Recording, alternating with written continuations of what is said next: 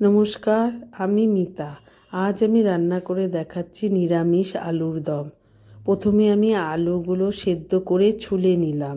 তারপর কড়াইতে সর্ষের তেল গরম করে তাতে গোটা শুকনো লঙ্কা, তেজপাতা ও জিরে ফোড়ন দিয়ে আমি ছোলা আলুগুলো ছেড়ে দিলাম এবং তার মধ্যে নুন হলুদ দিয়ে একটু নেড়ে তাতে চেরা কাঁচা লঙ্কা, টমেটো বাটা, জিরে বাটা, আদা বাটা দিয়ে খানিকক্ষণ কষিয়ে নিলাম।